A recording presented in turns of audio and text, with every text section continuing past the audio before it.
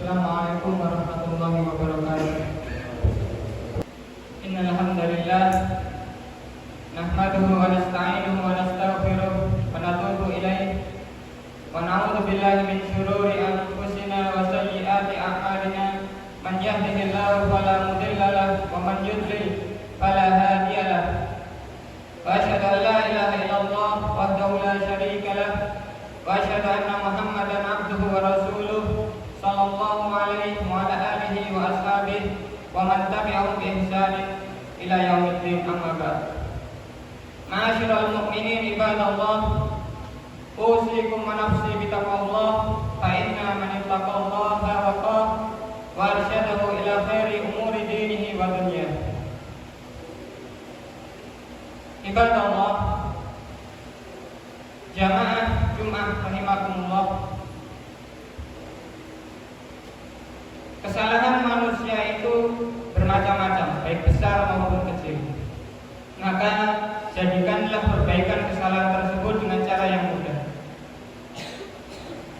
Seberapapun besar kesalahan itu tetap bisa diperbaiki. Memang kadang perbaikan tidak selalu berhasil 100%, akan tetapi paling tidak bisa berhasil sebagian besarnya. Banyak dari manusia yang kadang ragu dengan kemampuan untuk memperbaiki kesalahan-kesalahan. Kadang juga ada yang mereka berusaha untuk memperbaiki kesalahan-kesalahan tersebut, akan tetapi malah menjadi atau membuat kesalahan baru yang lainnya.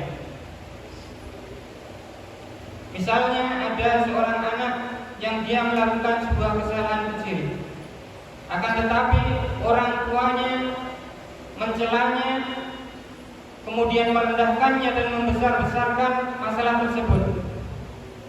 Hal tersebut akan membuat anak merasa jatuh, seolah-olah dia jatuh ke dalam sumur yang tak berdasar, kemudian putus asa terhadap dirinya sendiri.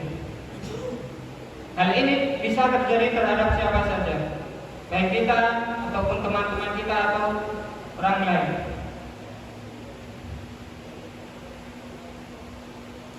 Jika cara kita memperbaiki kesalahan tersebut tepat, membuat orang lain paham atau orang yang berbuat salah itu paham akan kesalahannya, kemudian berupaya terus-menerus memperbaiki kesalahannya, maka akan mudah dalam memperbaiki kesalahannya. Datang seorang laki-laki kepada Rasulullah SAW untuk berbaiat hijrah kepada beliau. Ya Rasulullah, aku datang berbaiat kepadamu untuk hijrah. Di mana aku tinggalkan kedua orang tuaku dalam keadaan menangis. Rasul tidak mencelanya, Rasul juga tidak merendahkan apa yang dia lakukan atau mengkerdilkan akalnya. Laki-laki tersebut datang dengan niat yang baik, kemudian dia merasa melakukan hal yang terbaik, padahal adalah kesalahan, yakni membuat orang tuanya tidak ridha kepadanya. Lalu Rasul membuat lelaki tersebut paham akan kesalahannya, membuatnya merasakan bahwa dia melakukan kesalahan. Dengan perkataan atau perbuatan yang mudah dalam menanggapi kesalahan tersebut, Rasul katakan kepadanya, pulanglah kepada orang tuamu, buatlah mereka tertawa sebagaimana engkau membuat mereka menangis. Rasul membuat orang tersebut menyukai kebaikan dan membuatnya paham bahwa kebaikan itu lebih dekat daripada kesalahan yang telah ia perbuat, tanpa harus mencelanya. Contoh yang lain seperti kejadian besar yang terjadi di zaman Rasulullah, yakni fitnah zina terhadap Ummul Mukminin Aisyah. Singkat cerita, tuduhan zina itu terjadi karena Ibunda Aisyah tertinggal rombongan perang, kemudian kembalinya beliau ditemani oleh salah seorang sahabat. Hal tersebut dimanfaatkan oleh orang-orang munafik untuk menjelekkan, memfitnah Ibunda Aisyah, dan mereka mengatakan bahwa Ibunda Aisyah telah berzina.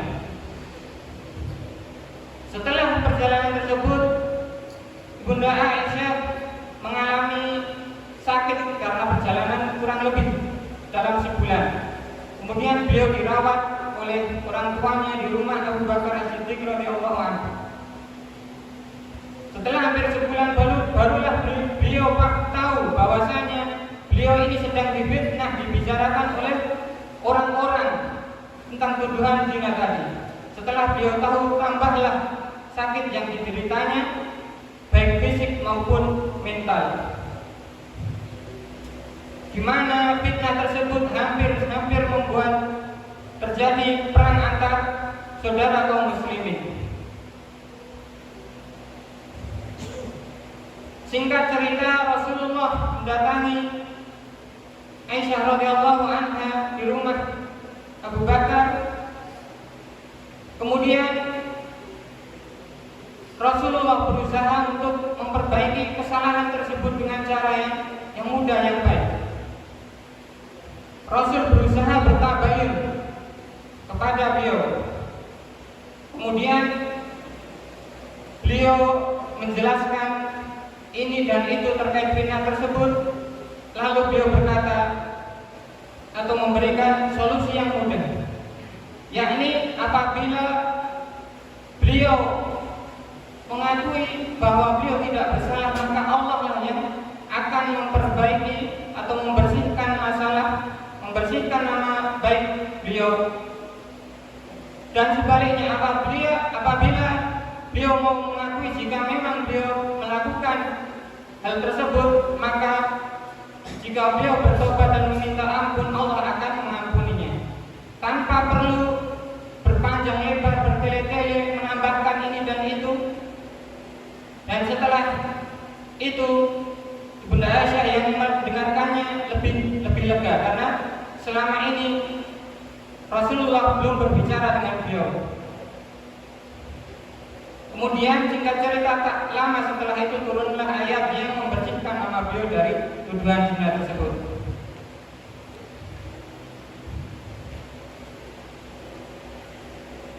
Jadi intinya dalam melihat atau memperbaiki kesalahan, hendaknya seorang muslim memperbaikinya dengan cara yang mudah tanpa harus bertele-tele lebih panjang. Wa as'alullah jalla wa ala bi asma'ihil husna wa sifatihil ula an yaj'alana mimman yu'alijul akhta'a sahla. Inna rabbi la sami'ud du'a wa huwa ahlur raja' wa huwa hasbuna wa ni'mal wakil. Aqulu qouli hadza wa astaghfirullah li wa lakum fastaghfiruhu innahu huwal ghafurur rahim.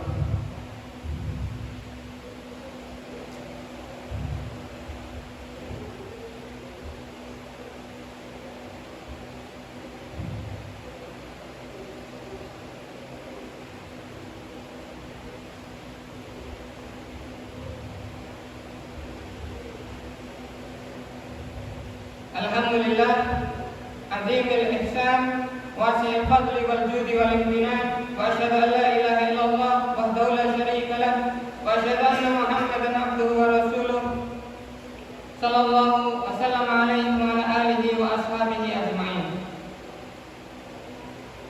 Jamaah Jumat rahimakumullah, hendaknya kita jika dihadapkan kepada kesalahan orang lain berupaya untuk memperbaikinya.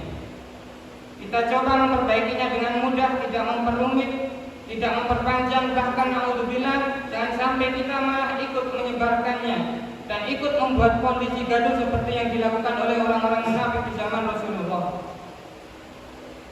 Jangan kita meniru tindakan mereka. Jangan kita suka menyebarkan fitnah yang kecil, atau bahkan dengan sengaja membuat gaduh untuk mencerai beraikan kaum muslimin atau persaudaraan di antara kita. Apalagi jika kesalahan-kesalahan itu adalah kesalahan yang sudah lewat, yang sudah ditaubati dan ditinggalkan. Karena Allah berfirman menceritakan kaum munafik, innal ladzina yuhibbuna an tashi'al fahishatu fil ladzina amanu lahum adzabun alim fid dunya wal akhirah. Sungguhnya orang-orang yang menyukai keji tadi tersebar di tengah kaum muslimin, baik itu berupa tindakan zina atau perkataan-perkataan yang buruk, maka bagi mereka azab yang pedih.